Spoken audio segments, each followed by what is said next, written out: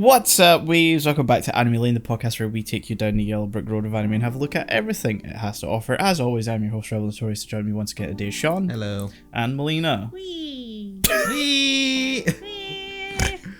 Yoshi!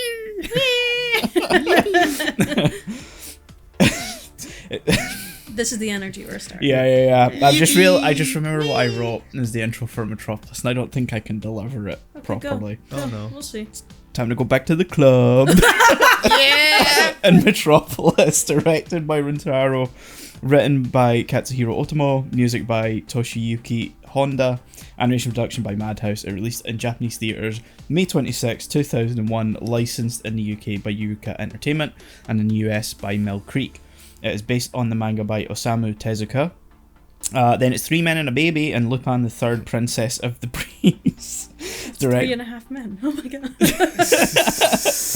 You know Three Men and a Baby is an actual movie, right? Yeah. Yeah. Both were funny. Both are funny, yeah.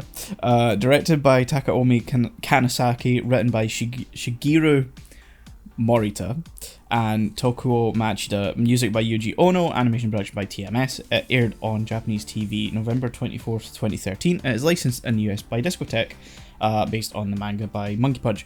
The TV specials are obstinately hard to find the credits for online. And I don't have the Blu-ray with me, so I can go back and actually fact check. So if I got any of those names wrong, sorry. yeah. So yeah, Metropolis and Lupin. So did we all watch Metropolis? I watched Metropolis first. I did not. What? We've The gone Dissenter. over this. Why do you watch Lupin first? I generally watch it last. Yeah, but you've done this like twice in a row. It's like timing wise, I don't have time for this, but I do have time for okay, that. fair so I'll do enough. that now. Yeah. I mean, that's why I ended up watching like Summer Ghost first. Yeah. So yeah, whichever one you guys want to start with.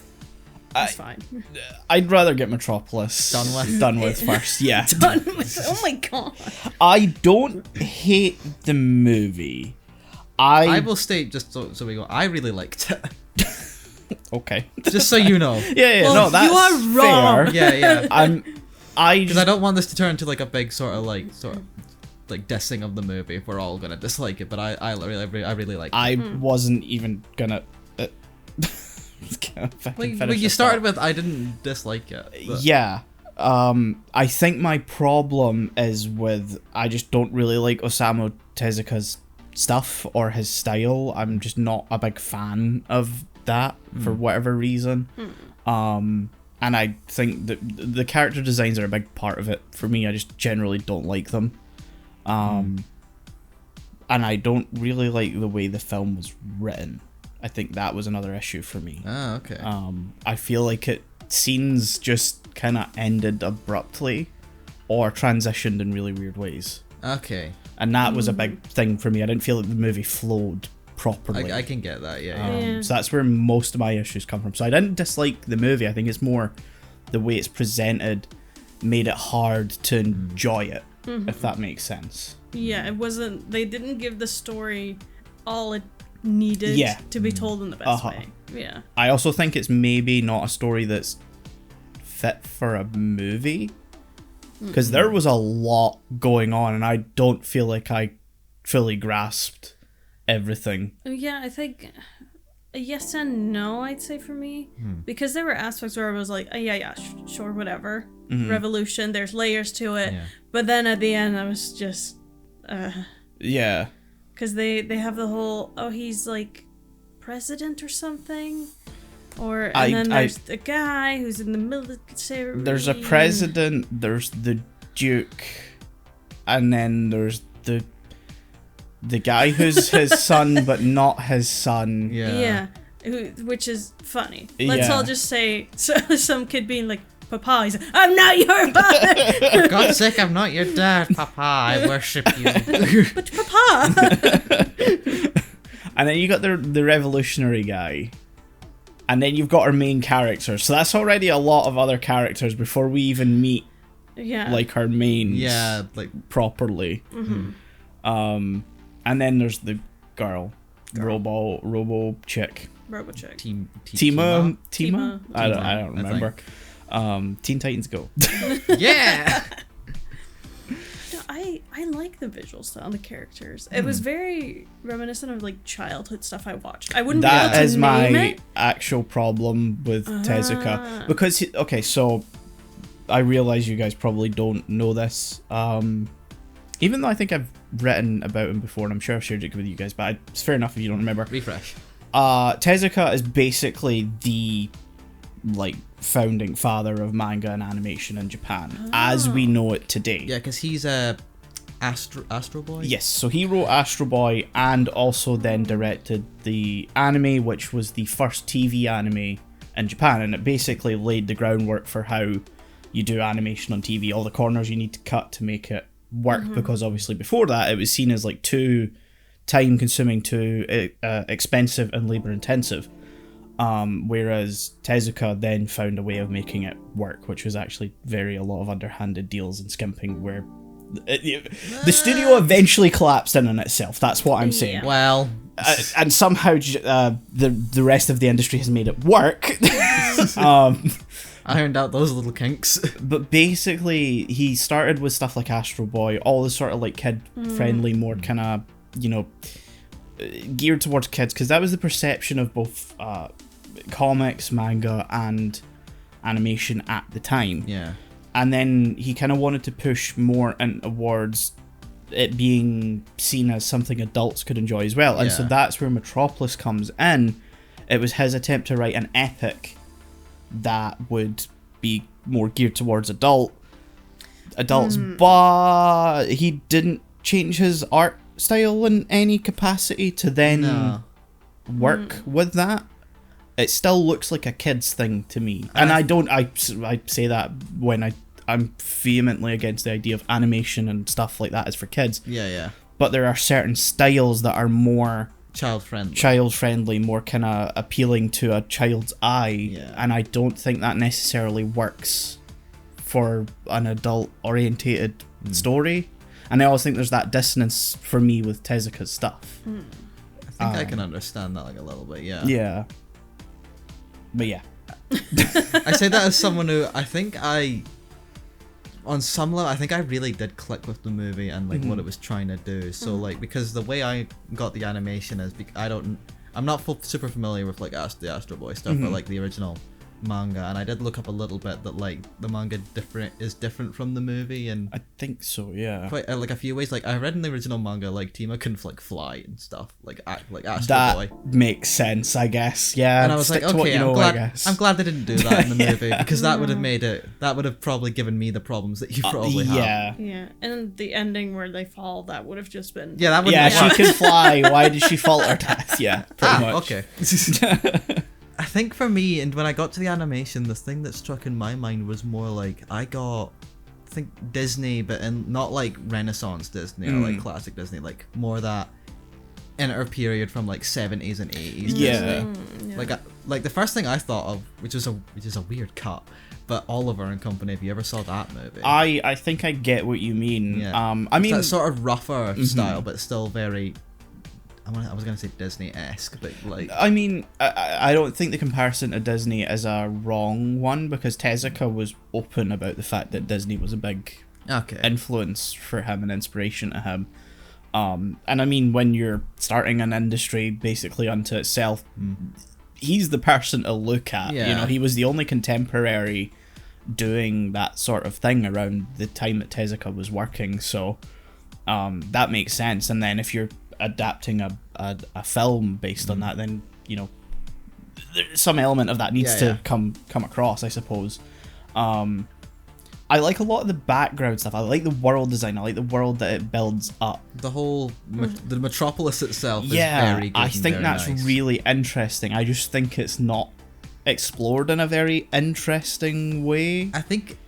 Personally, I think if I have a problem, I think it's not explored quite enough as it could have been, because we spend a lot of time on the zones below, and it's like only in the beginning and then the end where we see the upper levels, and it's like a completely different thing. For me, it's like I kept thinking of BioShock while I was watching it, and that the way that like in the game BioShock, it's this underwater like society that moved there to, I don't know why they moved there.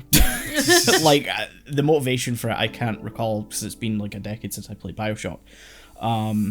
But basically it's like an Art Deco civilization that's very decadent, very Great Gatsby. Yeah. 20th century New York was the big inspiration I got. And then it collapses in on itself because it's a society that can't like fundamentally sustain itself. Yeah.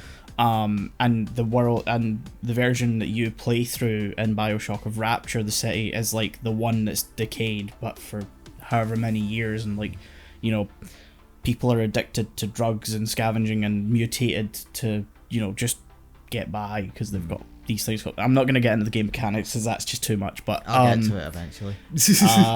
I kept thinking of how like that contrast of, you know, the facade of a society like the wealthy upper levels versus like the less well-off lower levels that they keep out of sight.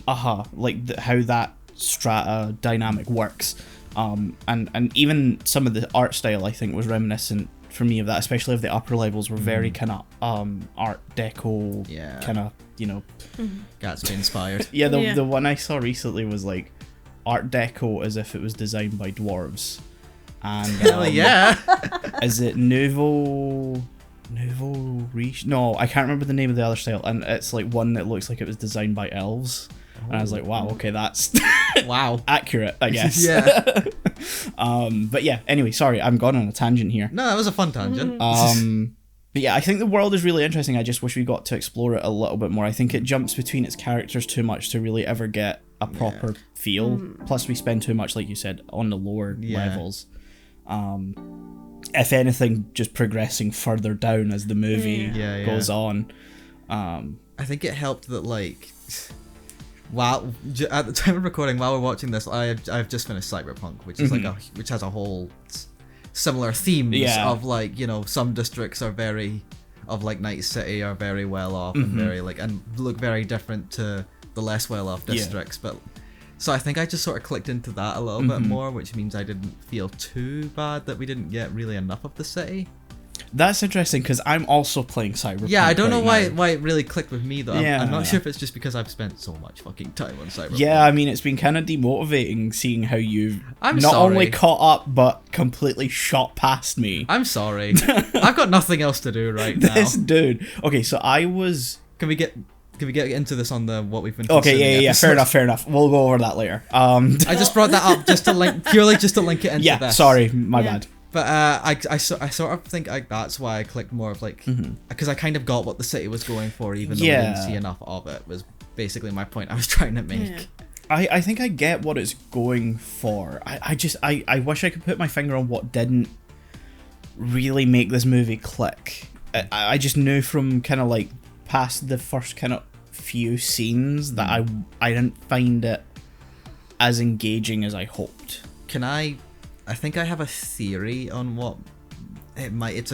Might be a weak theory because it's having familiarity with a film I've not actually seen, but the film's namesake, which is like the original like 20s Metropolis, I have a passing knowledge of, and even though I know the original, I did look up and the original manga doesn't have many allusions to that film, but apparently the film added more allusions to that film. Yeah, you can kind of, I think just in the design of the film, you can kind of see that. And I think, to go back to the presentation thing, I think this film is still presented very much as like a silent movie, but if it was done in color and with sound, but like it still conforms to a lot of those things. Yeah. Just in the way it's shot. Yeah, I know it's animation, but just the way... No, that's fair terminology. Yeah, the way it's like shot, the way like it transitions from scene to scene, especially that sort of almost Looney Tunes sort of circle transitions, like that is straight out of a silent film. It is the scene transitions that really started to do me in the further in we got. Yeah. I think that's the thing. I love those.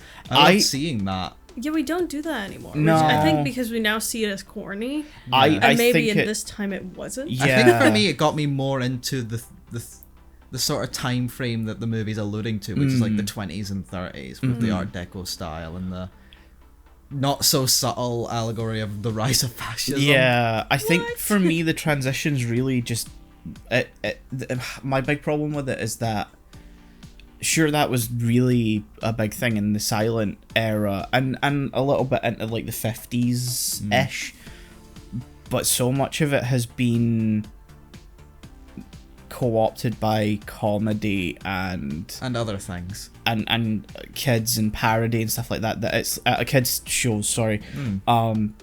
That I think it just furthered that dissonant feeling I had with the look of the world, then the look of the characters not matching up, and then you have the editing on top of that, plus the writing I don't think necessarily matches that editing style, where it's like, because it does sort of feel like even though you've got that transition, it's sort of coming in an abrupt way that it kind of cuts characters off, or it cuts the scene off a little too early, or it makes it feel very stilted in how you're moving from scene to scene. And maybe that's just because we're looking at it from the lens of like modern day, where editing has come so far. But then again, I just bumped my mic in my watch.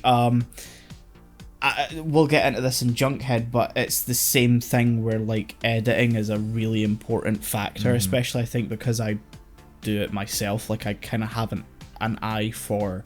Yeah, you're more analytical on that stuff. Yeah, and I can forgive amateurish editing, which I think is Junkhead. But then spoiler alert for that episode. Creatively not working for me editing, and I think that's Metropolis, and we'll probably I think we're going to come across that when we get to what we've been doing recently, because I've been watching a lot of horror movies, and there's a couple of films I watched where the editing is just phone call. Wow, thanks sales calls. Because we interrupt this episode to give you an advert. Is there a button I can press? No, just I mean you can press the red one, I think. On the phone. You know how a phone works. Yeah, but there's like buttons on the But it's an old phone. It's from the wall. Oh, that didn't work. Okay. And it didn't work. There's a stop if you want. If you maybe lift it off and then press the red button.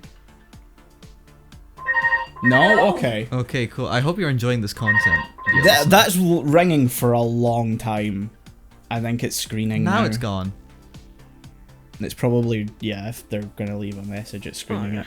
Well, yeah, I'm going to forget to cut that out. 100%. Yeah, so I hope you enjoyed that little intermission, like, 10 minutes in? Yep. Not far at all. We're 19 minutes in. Hooray! Metropolis.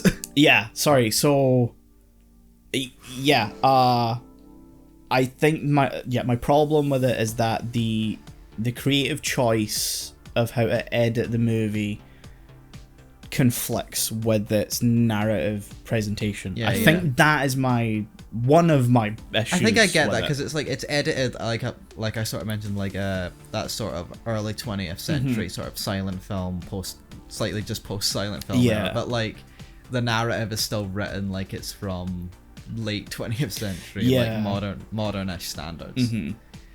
I keep saying like late 20th century because my mind keeps like thinking this came out in like the late 80s or the 90s, but this was 2001. Yeah, it really feels like that, and I think having both Rintaro direct it and then Katsuhiro Otomo write it, you have these two titans of that boom period of anime. Rintaro with Galaxy Express, which this is the thing. This is the last Rintaro film we have to talk about. That's it. Wow. So there's a comp coming for him. Hi, if you're listening from that. But basically, you have all his work in the 80s. I wish I could remember other ones other than Galaxy Express, but we've talked about other ones.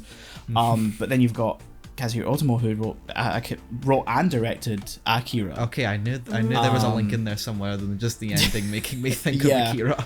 So you have these two titans of that era in the sort of early 2000s with this mix of like digital on top. So I get that like feeling of it's from the late 20th century, which is weird because that's only like 40 years ago, but yeah, but still it gave me like a huge amount of those vibes that like it's still weird for me to think this was 2001. Yeah. Space Odyssey. I mean, I'm glad you went with that joke. I was going to go for another one. I mean, it did cross my mind. I typed out the date it released and went, No. before. No.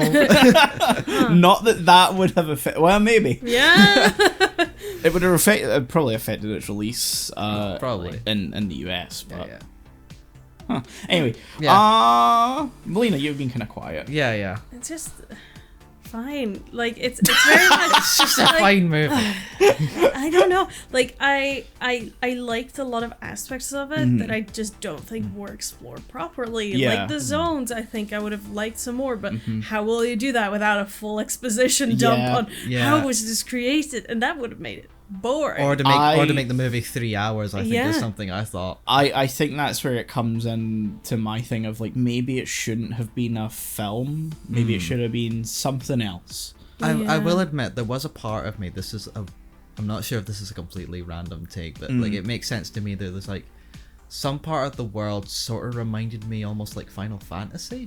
No, I get that. I kept thinking of 7 a lot. Okay, cool. Yeah. I was thinking of 7 and maybe 6 because 6 has a time period that's sort of similar to this one, where but I also had the moment of Final Fantasy sort of had the benefit of being a game that you could spend hours on this world just like absorbing, whereas this one only had an hour and a half. Yeah, pretty much. 40 minutes.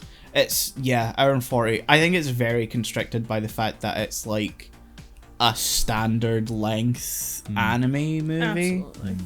Where I think it could have been longer, as sort of like contradictory to my feeling of it feeling too long. I think had it had more time to explore the elements, More time to breathe. Yeah, I think it wouldn't have felt. I wouldn't have felt that watching it. Whereas I came out of it sort of just exhausted. Yeah, I get that. Because definitely in like I want to say nearing the second act, they're throwing so much at you. Yeah. They're like, there's this revolution happening. They kill Robo Detective guy. They're like, okay, what the fuck is happening? Then at some point, Grandpa gets shot. Yeah. And then I'm like, what? By Papa guy. And I'm like,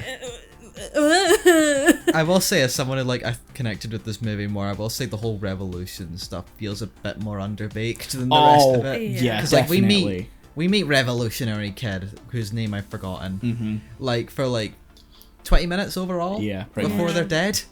I don't think it helps that like it sort of mentions a few different political groups. Yeah. To the point I didn't know which was which because all of them had roughly the same amount of Screen time, which was whoever son not son. The Maldukes.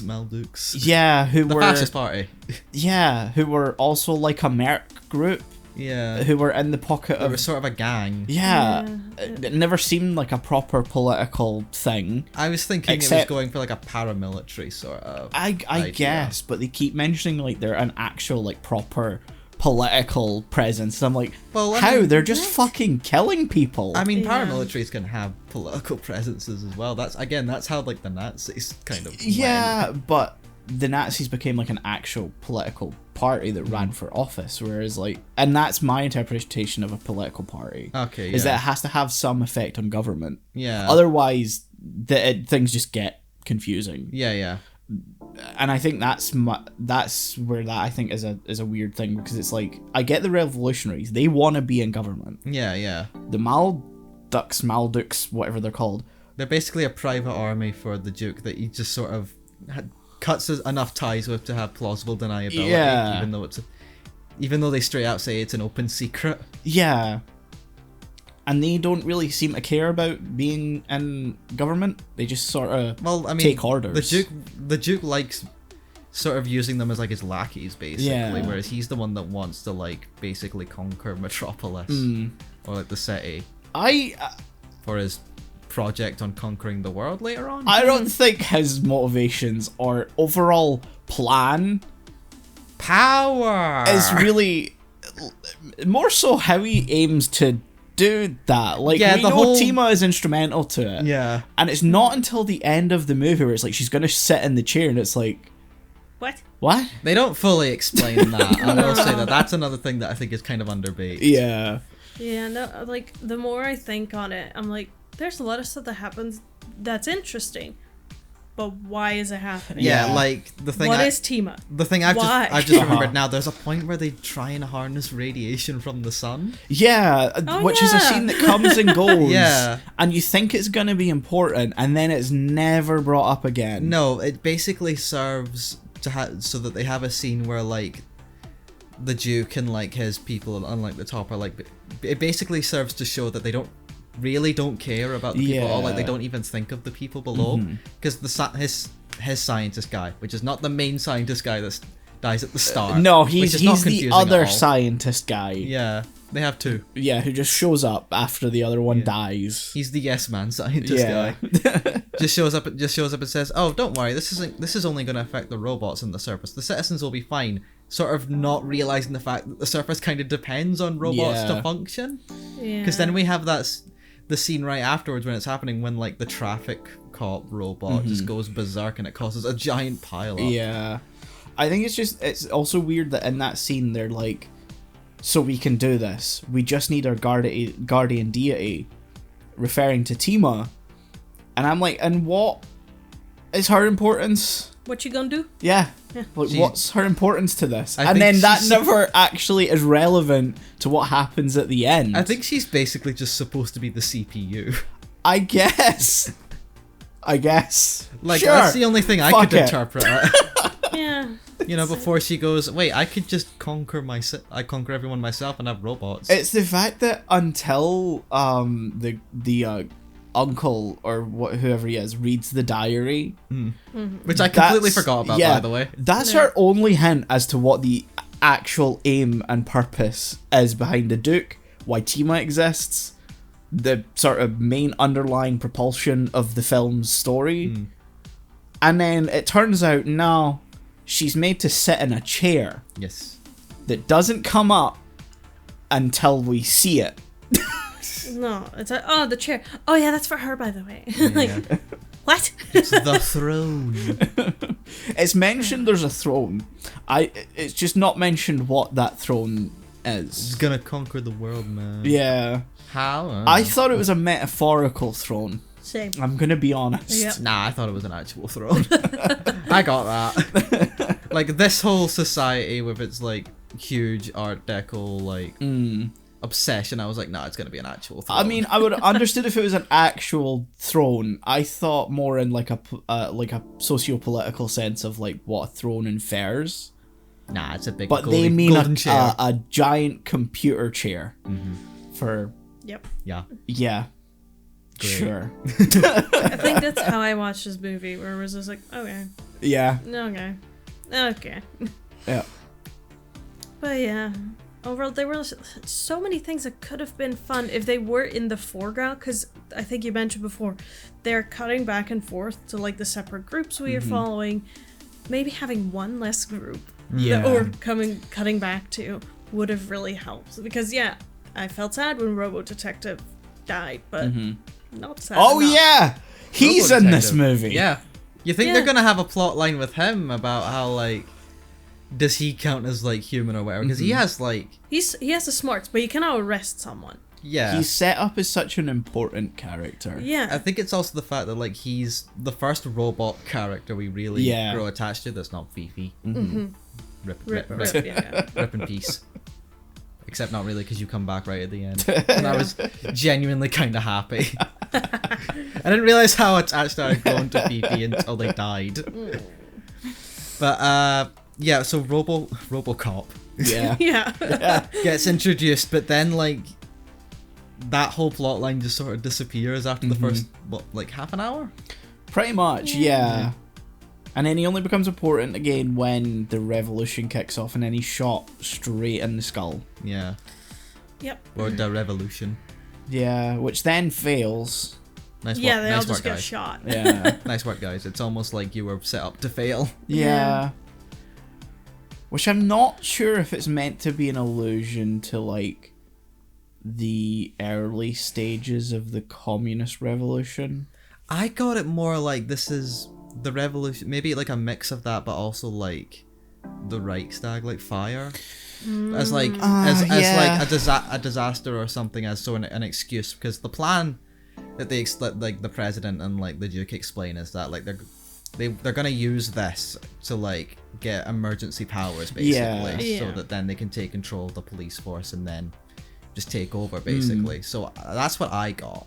As a combination of maybe the early communist revolution and the Reichstag fire basically being an excuse for the fascists. I think I think the way I saw it came from like, there's something about the way they show like the revolution scenes where it's happening on like snowy steppes that I just can't help but feel is reminiscent of. Oh, I'm gonna sound like I know the film you're talking about. Nerd. Both Battleship Potemkin, plus the general like time period of when the communist revolution kicked off, which was, you know, the winter period in Russia. And I'm saying Russia to encompass that whole area. 'Cause it's fucking massive, but and it wasn't just simply located into. Anyway, we don't want to get geopolitical historical here. Hey, we're giving our viewers the benefit of the doubt. They've got a familiarity of this. And if you don't, sorry. And go on Wikipedia. And it was just sort of reminiscent of me to that sort of thing. So I think that's where I got that inference from, but I don't know if that was necessarily the intention behind it. I also couldn't help but think of Blade Runner. Oh, I mean, because it's almost exactly what Denis Villeneuve would do later in 2049 with Ryan Gosling dying on the. Wait, you haven't seen? I know the scene. Okay. I mean, I didn't know he died until now. But that's cool. I can't remember if he actually does die or not. I've seen the scene where he's on the steps and he kind of like collapses back. Yeah, I could not stop thinking about that scene when I was watching that. But I sort of got the impression of communism, but I understood the implication was meant to be more fascist. I think it might be a combination of the two, because like, you know, the sort of rise of authoritarianism. I just sort of lean more on the fascist, and one because they straight up say like the Mal. I keep thinking, I don't know what the name is. I keep forgetting the Malduk Party. It is like Dukes or something, but like they straight out say that they're fascist basically. But like I think you're right that it might be a combination or what's the word I'm looking for? It's not I'm just gonna say combination of like those two events into like a rise of authoritarianism. An amalgamation. Amalgamation, that's it. Yeah. I think this is an interesting movie. Oh, it's for sure interesting. Yeah. I feel like I could do. There are definitely film essays on this movie, like out there somewhere, but I feel like I could write like multiple ones. Yeah. I would trust you to do it more than probably what currently exists on YouTube. Not gonna lie. Mainly because anime video essays can be sort of insufferable. Yeah. Homework for you. I treat it like an actual film essay, not an anime film not essay. An anime film essay, which is the problem with 90% of. I am. No, this is fair. Attacking Your people. No, I don't this see is them fair. as my people. I agree with you. Yeah, no, I'm not on anime tube at all. I don't really like it. I don't like many of the personalities. I think the people that put themselves out there for that sort of thing are detestable most of the time. To talk really meta for a second, this show has taught me that I do really like anime, and I like there is a side to anime fandoms that is really good and really nice and like for sure genuinely great, but there is undeniably, it's like video game sort of like fandom where like there's always going to be that dickhead side that's really loud and really obnoxious. I do think a lot of the problem with like AniTube or whatever you want to call it in general is that they're talking about it as anime, whereas you got to approach it as, at some level you got to recognize this is a film as well. A film or a TV show. You got to approach it on that grounds, and then everything else is a contextual piece to come later. And I think that's why I don't really like that side of things, because it's like it's purely this is a product, whereas no, it's a piece of art and the context is important. Or it has that thing because like I think there's sort of like the Western view of anime as well. Like it's a very sort of niche genre in and of itself. Whereas the people making this aren't going to see it as, oh, I'm going to make an anime and just off of that. They're going to make a film that's animated. Yes, 100%. And we call it anime just because of that style and that context. But to them, it's just a film. Yeah, because for them, anime is just a catch-all term for animation. Doesn't matter where it comes from. Whereas here, it's just a name we've co-opted to easily identify a subset of animation. Yeah, we see it as like a genre, whereas they see it as like a whole, like just a tool, basically. Pretty much. Which is how I think I try and like when I talk about stuff on the show, I try and see it through that lens. Yeah,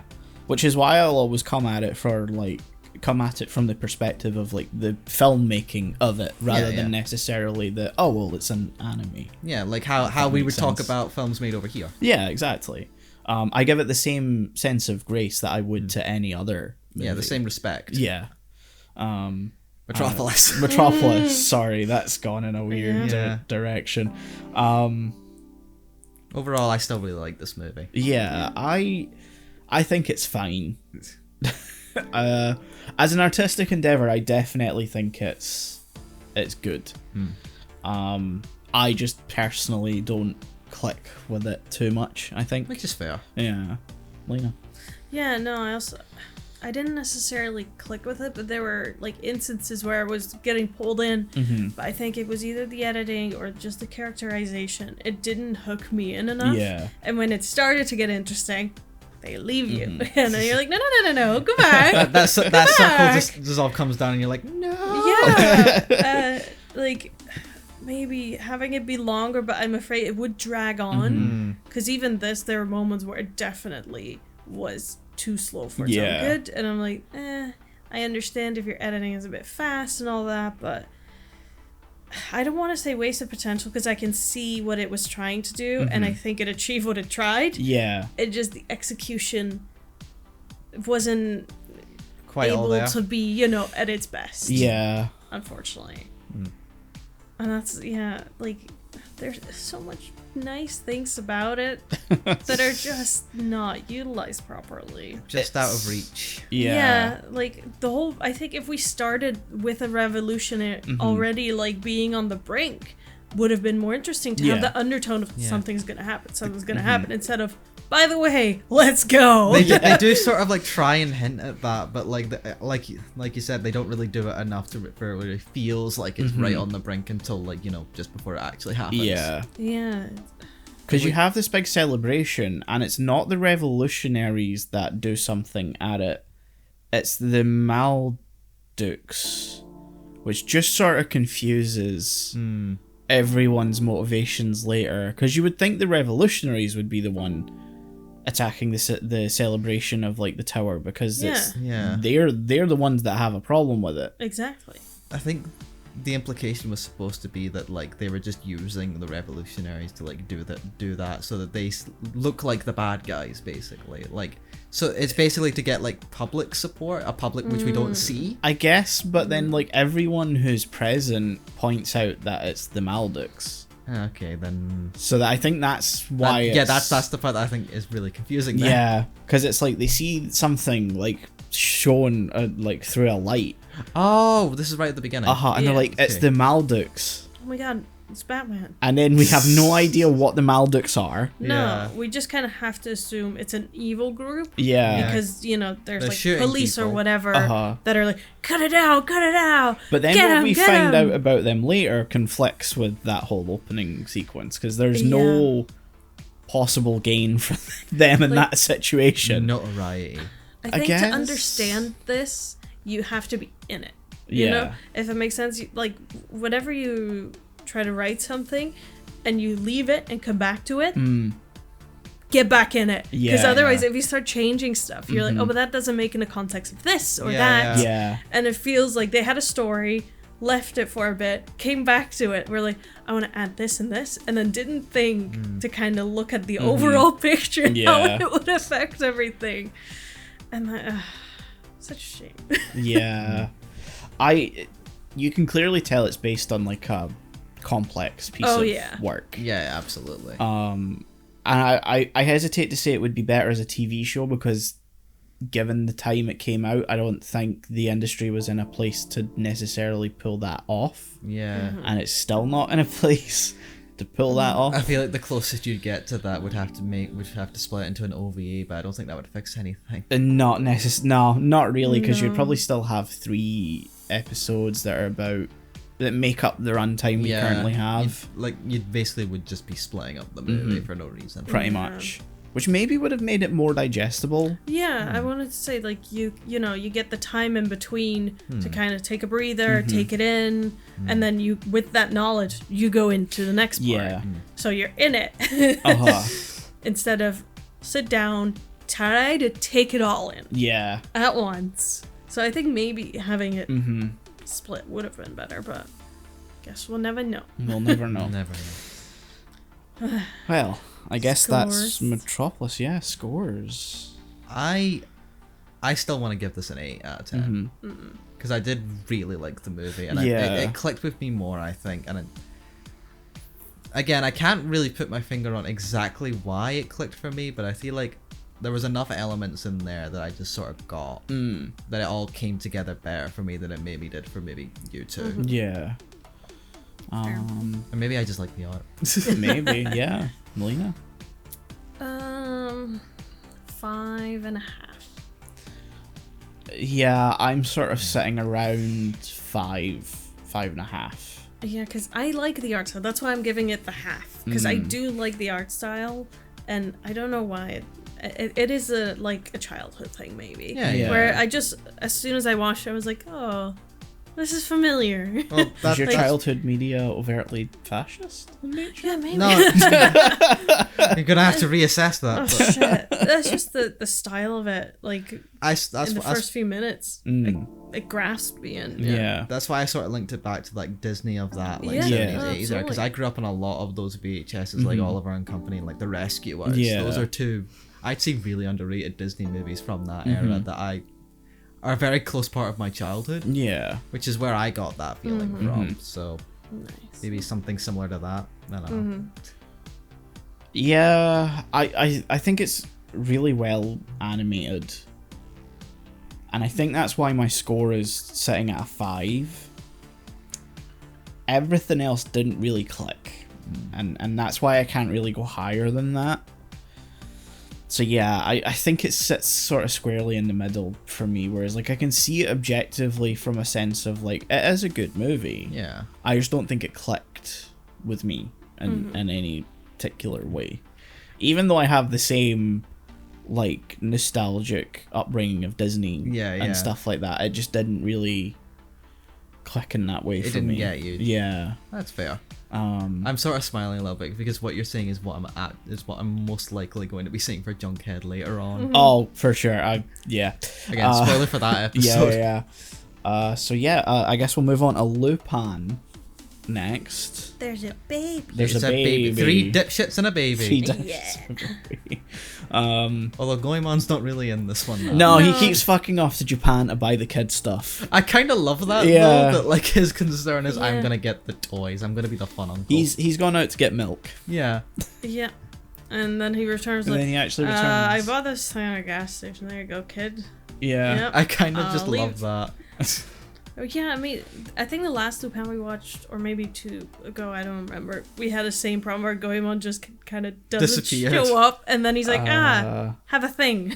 He does disappear a lot in these. Yeah. So it's hard to pin down. I'm trying to remember what the last one was. I have no idea. It wasn't Angel Tactics. That No, was a while no, ago. no, that No, was that's a like while 3 ago, ago. yeah. Yeah. Then it was Sweet Lost Night. Oh, 7 Days 7 Rhapsody. Days Rhapsody. There it is. Yeah. Yeah, which had a lot going on for its... I liked Listen this to one that. better. Yeah. Yeah, definitely. I enjoyed this one a lot more than I enjoyed 7 Days Rhapsody. I can say that. Like, I actually did really enjoy this one a lot. I think it's a very fun Yeah. Lupin. Very solid Lupin, I'd say. Yeah. Yeah. I don't really have... Like, it's weird. Like, I don't have a lot, I think, Because it's to very say. solid Lupin, I think we're hitting a point where like, what more do we really say? Yeah. Zenigata wasn't utilized enough. No, I think he was utilised enough in a way where he didn't intrude on what was happening. I think this is the most serious Zenigata we've had in a while, and I mean that in a good way. Yeah. Like, he's actually competent. I think it would have been a detriment to the movie had he been more involved. Yeah. Because I don't think there's enough... There's a lot of people in this movie. Yes. And I don't necessarily think there was enough space for him to be, like, fully used. Zenigata ways. Yeah. Especially, I think, like, it's the first one, I think, that managed to strike a good balance of, like, fun and serious at the same time. Because that's sort of something we usually end up pointing out a lot as, like, the cool Lupin, where they try to skew too much to the serious stuff. And it doesn't work, because that's not not really him. Yeah. Whereas I think this does, like, enough of a balance of both. He's still a dipshit, but he's taking what's happening relatively seriously. He's still, like, he's the reason he's such, like, a famous thief in this movie. Like, he's actually good at what he does, as well as being entertaining. Yeah. To the point where he's got crowds in Italy. Yeah, I The mean, most stereotypical Italians, by the way. Absolutely. Mamma mia. Yeah. The moment that guy said "Mamma Mia," I was like, "Oh, For fuck's guys!" I was like, I wonder if Manuel's watching this. Unfortunately, no. Did he not? No. Okay. Damn. That So I would it have. opened in Amsterdam. Just want to It say. did, yeah. Yeah. You would never have a blimp on Amsterdam because an airport is too close by. But okay. Go off. All right, okay, let's get logistical, I guess. Yeah, no, I was like, oh my goodness, they're in Amsterdam. I see all the buildings and they're in a blimp. I'm like, what? I want to hear every detail on why this doesn't make any fucking sense. There's like, I think the second biggest airport in all of Europe, 20 minutes away. So yeah, Blimp. yeah. No, it is funny just to be like, there's an archer in the blimp. Yeah. Like, okay, sure. With the prince who's the prime minister, not the prince. Yeah. But was he royal? Yes, Yeah. he was. He was like a cousin third removed or something. Yeah. Yeah, it's explained How kind of fucking- weirdly. Yeah. How fucking weird is that? You go from being a monarchy to, like, a republic or whatever, and then they're like, let's elect a royal. I feel like it's heavily implied they're not really that democratic. I mean, like, it's yeah, a front. fully said that it's like the company running it, and they Yeah. only really want the country to be a republic so that they can more easily Yeah. make it a cash cow for them. Mm-hmm. Like, they don't really care, which is why, like, as weird a message as it is at Yeah. the end, them going back to a monarchy is actually the better The good outcome ending. for them. Yeah. Because I stated that when I watched it at the end. It's like, it feels weird that the happy ending for this movie is the restoration of a monarchy. Which, like, I guess if the people want that. Yeah. Like, there's good ruling monarchy. Like, you can have a constitutional monarchy, but, like, Yeah. you don't really imply that's what's gonna happen. No. No. They have found the princess. That's all they care about. The I right guess. to rule. The right to Yeah. rule. He's from a branch family, I believe. Yeah. The prime minister. I'm Yeah. trying to remember. They don't really ever fully explain. They say his parents were of the royal family, but Yeah. not of the main. But it's heavily implied it's not the main branch. One, because he's still alive. Yeah, because he Yeah. mentions I was royal, but I wasn't in line Yeah. for the throne, which makes me think it's like a branch Yeah. family. Yeah. Because it's like the sister. Yeah. That's like the main heir. Mm-hmm. Except, is she? Because they The- call the other one the older older twin. sis- yeah. The older twin sister. I guess if, like, the fact that she doesn't really know that until later, I guess when it comes round to, like, them re-establishing the monarchy, like, she can just go, yeah, I don't really think I'm the one that should do it. I don't want it. Yeah. Yeah. I never have. Plus, everyone thinks she's dead anyway, so Yeah. Yeah, what? You know, just hide into the royal guard and don't That's- make sure no one asks Yeah. any questions on why they look really similar. body Don't worry double. about it. There you go. There you go. There you go. The body double. Stunt double. Stunt double. How predictable did you guys find the fact that the baby swallowed the thing? Oh yeah, I figured it out quite early on. Yeah. I'm a dumbass. I didn't figure it out until they pointed it out, and I immediately went, "Oh no." For me, it Yeah. was the same thing as like Fujiko, where the first time If you she's see- on screen, Yeah. didn't really kind of, because it wasn't long enough into the movie that I was like, oh, where's Fujiko and all of this? Because a lot of Lupin stuff, she just randomly shows up near the end anyway. Or like halfway through. Yeah. Or like halfway through, yeah. Whereas like the second time she comes up is long enough into the movie that you're like, Oh, it's I her. think that's her, and then she tries to kiss him, and you're like, yeah, okay. Yeah, it was There at you that go. moment I was like, "Oh, that's Fujiko, isn't it?" Yeah. As soon as I see a booby lady, I'm like, that's her. So did you think she was redhead girl at first? In the beginning, I did have a thing where I was like, "Is shit? Nope, no." Redhead girl who literally just exists to be hot, and that's it. Yeah, we get a weird panty shot of Yeah. her Yeah. for no reason, adds No. nothing at all. No, it doesn't even fit well with like the actual scene that's happening. No. Oh, yeah. She's my wife. Ass. Shot. Yeah. They're fun characters though. I like Yeah, their they dynamic. have a great dynamic. Like, you see this hot as me, that's That's my mine. wife. That's my wife. I'm gonna kill ourselves. but But then not we're gonna really. come back. For like 2 minutes. Yeah, but that was nice. That was I nice. have some questions around the age gap. Same. I assumed she was like just a very good-looking late 30s. There's the thing though of like when they flash back to her being a kid, they both look the same. He's still old as fuck. Yeah. Yeah. Like, and you're saying like she could be like very good looking, like late 30s, but like the guy still looks like 70. Yeah. Plus, it's like a flashback 17 years or Yeah. something like that. And he still looks old. And see, he still looks old. So, It's kind of weird. I don't yeah. like that. Even if she was late 30s, that has implications. I love Yeah. how this is what we're talking about. Meanwhile, there's like a pooping scene. there's an outhouse scene where Oh, Lupin's about yeah. to shit on some pigs. Yeah, comes out Can't of believe I nowhere. just said that. Yeah. Yeah. Yeah, I saw that. I was like, okay, no point in telling me this. Fine. Yeah, and It was then to all it establish the does pigs. is to set up a Oop. gag later where he shoots the lock and the pigs take down the pursuers. Could have set up the pigs any other way. Yeah. Yeah. Just say, what's that noise? That's a pig's. Would have Yep. done it. Yep. I do like bar owner guy though. who's Yeah. Oh, gone. yeah. It's just Shoot first. Ask questions. yeah, Yeah. he runs this bar, but anyone that comes like towards him, he just fucking shoots point blank. What are you doing? Like, Get out of my office. I love the weird thing at the end where like they're leaving and I forget what her name is, the older sister, yeah, great Utica. question. That's it. She's like, don't drink too much. And he's like, oh, I always preferred milk anyway. And I'm like, so you're not drunk? No, he's just This is he's just like you. that. Dead ass. Yeah, he's Straight just up you. chilling. Is it, don't drink too much. You thought I was drinking? Oh, I'm not drunk. I'm insane. Yeah. It's like my gucket and like Gravity Falls. Yeah. Oh man, yeah, baby shits out the diamond. Which Yeah. they all, it's like the center of attention, and they're all cheering the baby. Yeah. Yeah, that's As he chanting, poops. like let it. So many Go. nuggets. Yeah, we didn't need to see the nuggets. No. It's a weird theme because it's going to come up again in Junkhead. Yes. Yep. At Shit's least fuck. they pixelated that, though that makes it weirder. I don't like Yeah. how much we're alluding to Junkhead. Yeah. No, we're not gonna talk about it. No.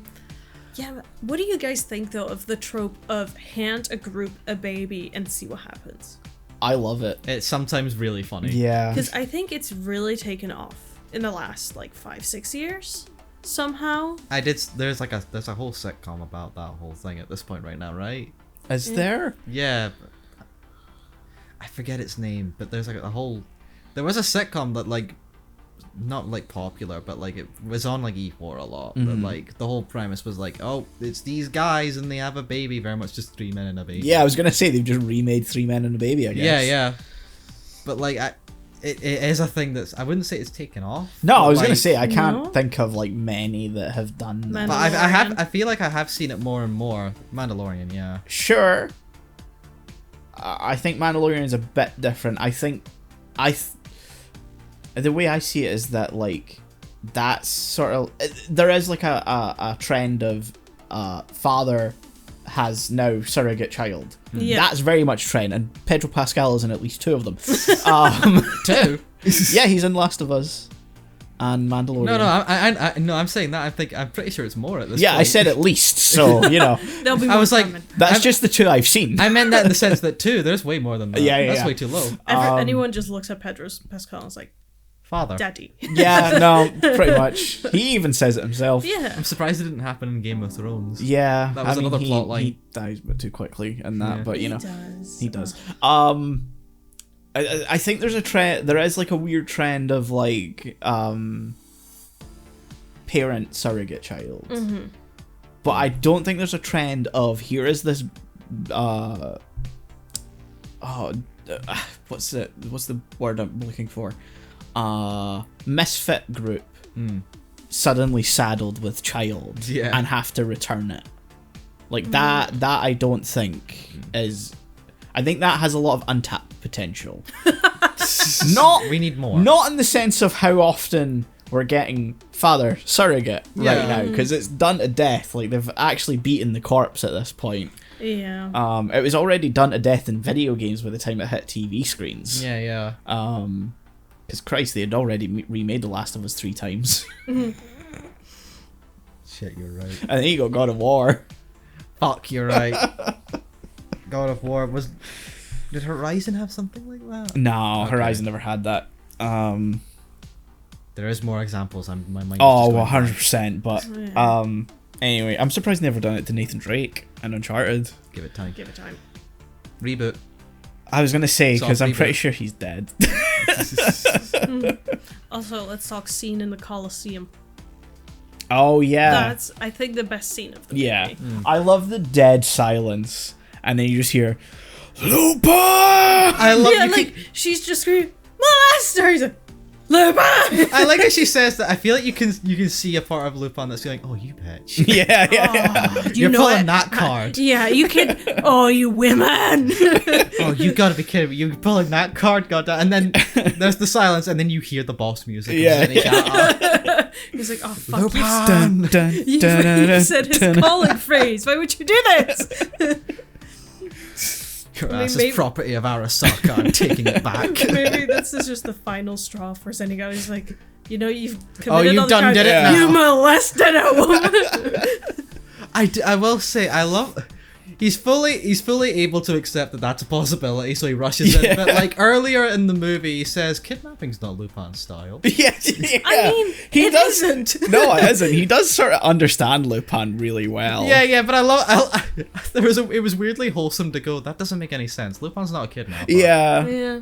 Like, it must have been an accident. Like, his first thought was like, the baby was probably on something you want to steal.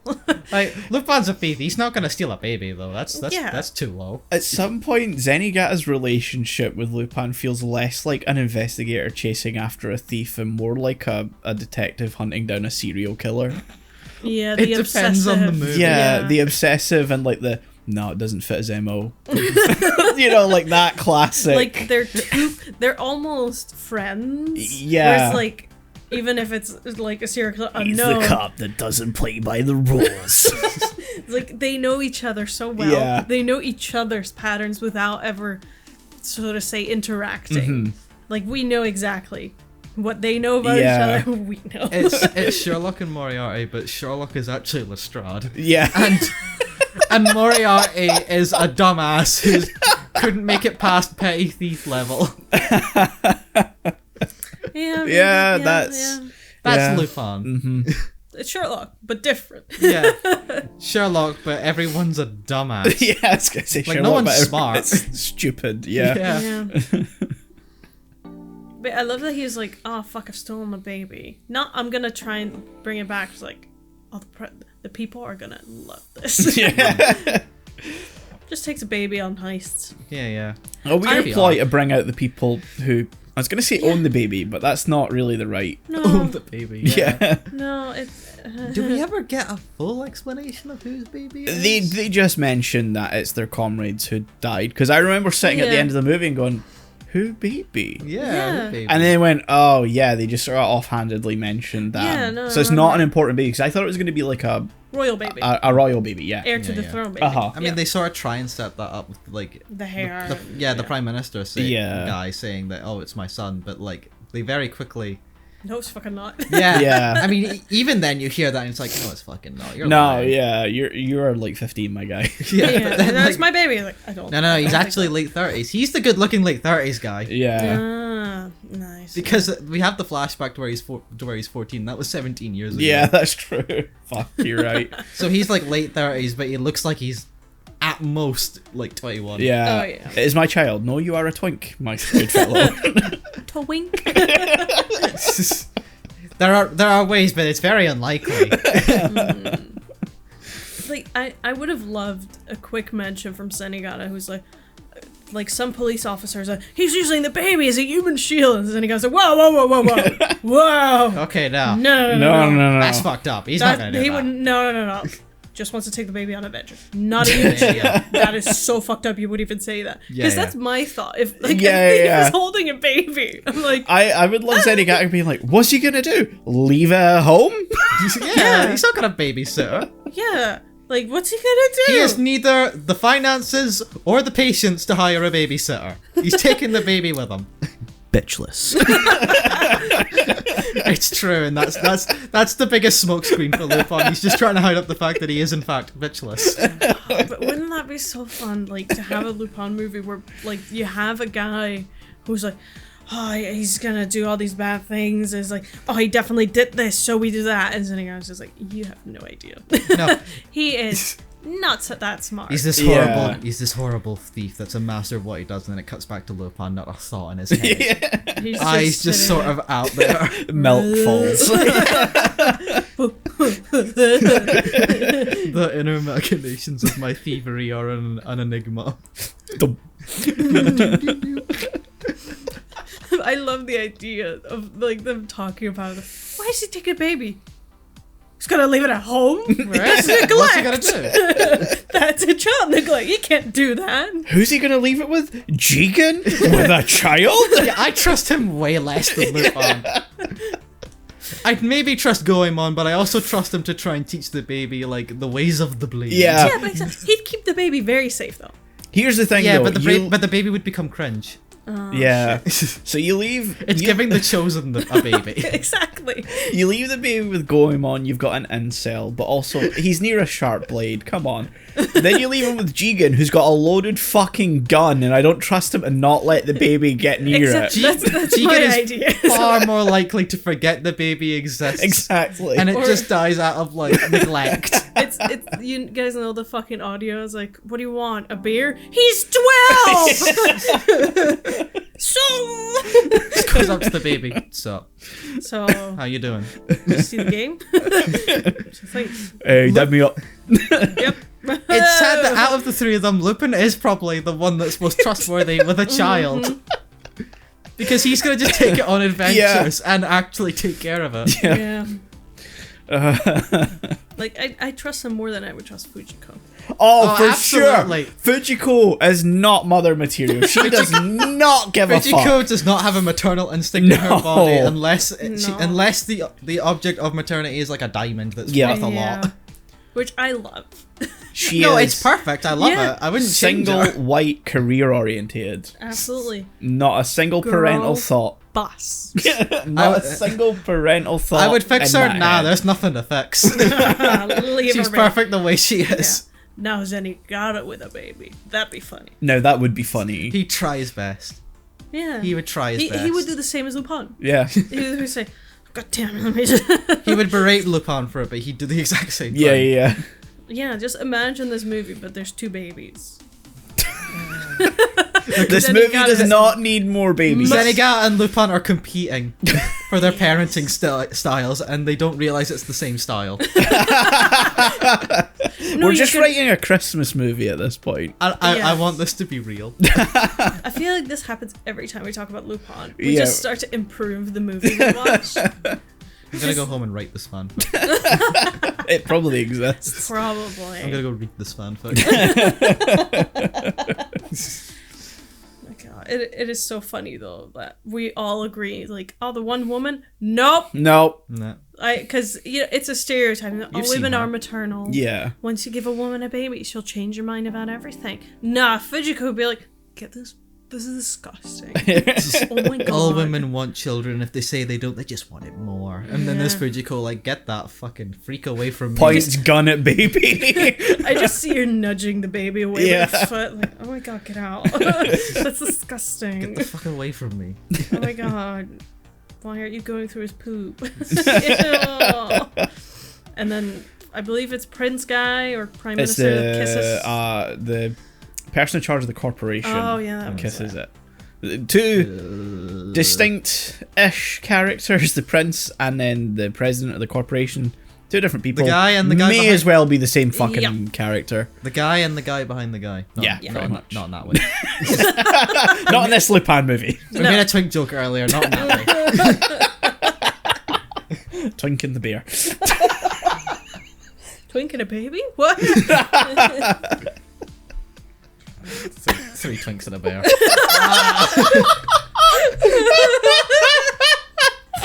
Now that's a good weekend. This is a great episode. Why does Lupin do this to us? We had a deep conversation about Metropolis earlier, and now we're doing this. We're doing this now. It's only been, what, 20 minutes? Half an hour? Pretty much, yeah. Welcome to Anime Lane, motherfucker. Three twinks and a bear. Yeah, no, I think that's the best way to describe this. And the baby's the bear. I don't like that. I don't like this. Not one. Can we please put the brakes on that now? This is now too far. End of the bet. End the bet. And the bit. And the bit. Good bit. Shoot it in the bit. face like Fujiko will for the baby. Oh my god. Yeah, I couldn't care for the like whole monarchy part of this movie. No. I don't think that's meant to be the interesting part. No. You know, if you want that, go back to Cagliostro. Yeah. because it had major Cagliostro vibes to me. Because you have the vague European country. Yeah. Oh yeah. Well, vague in the sense that he then goes to France, Italy, Germany, I think, at some point, and it's all very clear. It's Luxembourg or something, Yeah. right? Or like Switzerland. Yeah. We start in fucking Amsterdam. We go around fucking Italy. Yeah. Like it's clear, and then they're like, and this. I'm like, the fuck is that? It's like not Spain in Resident Evil 4. It's very weird though because like season 4 and 5 of season 4, 5 and 6 actually all had the trend of being set in like one European location. So part 5 is in Italy, part 4 is in Italy, part 5 is in France, and part 6 is in Britain. Oh. Part 6 actually has Sherlock show up as well. I know. I was gonna ask. Yeah. How many Sherlock jokes do they make? But yeah, it was weird seeing them like here this early because obviously like before this it's all been very vague locations or something like that. You know, we got the not Twin Towers and Nostradamus. That wasn't even America. That wasn't even America. Thing. It was like South America, wasn't it? It was like Africa or something. Oh yeah, that's right. It was like it was the Brazilian football team. Yeah, They got shipped over. It was Yeah. it was the Twin Towers in Morocco, and they brought in the Brazilian football team. It was a weird movie. For what you may ask? To put football bombs. To place the football bombs. Is that the one where Lupin consistently gets called a pedo? Yes. Yep. Yeah, it is. Wow, what a weird movie. Go back and listen to it. Yeah. It's one of my favourites. You can listen to that in the 3.5 hour compilation of Lupin that we have right now. More. There's gonna be more. Shameless plug. I think this is the last one I need for another one. Part 2. But anyway, yeah, no, it was weird seeing like actual proper locations where everything before has been kind of vague. Yeah. Whereas now Yeah. they're kind of like, fuck it, what does it matter if we said it in Italy or France or wherever?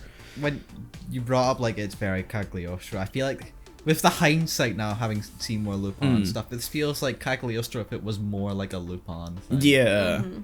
Yeah, because Cagliostro is like the one that stands out the most. There's Yeah, not. because it's still very Miyazaki. Yeah.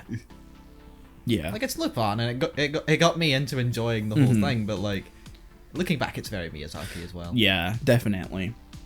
Still give it like a 9, 10 out of 10. Yeah, it's a standout movie, just not as like a Lupin movie. No. Anyway, Princess of the Breeze. I guess we're... It was good. Yeah, it was good. Yeah. Scores.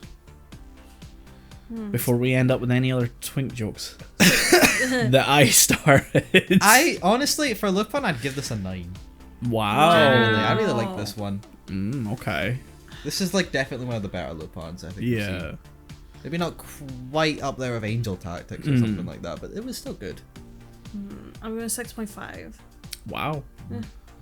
Quite drastic difference there. Yeah, no, it just, there's parts of it I couldn't care for. And that could be improved on, so it's still a fun Lupin. Yeah.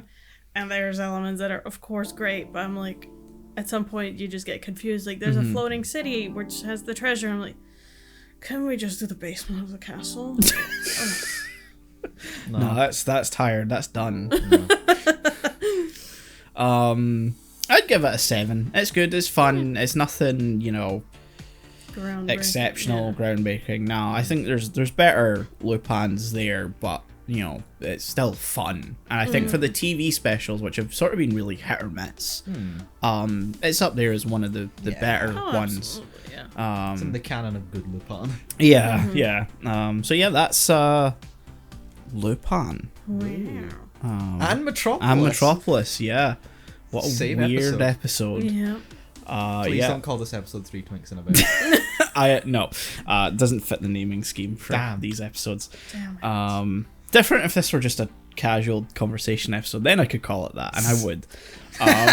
Put it in the description. Maybe, we'll see. But yeah, thank you for listening to this episode of Anime Lane. Come back next week where I don't know what we're going to be talking about. Some fun stuff. Yeah. Find out next time. This is November. There's 5 weeks. I don't know what episode and what order we're going to do these ones. Anyway. You'll see. We're exhausted after the Halloween stuff. Yeah. Goodbye. Bye. Bye.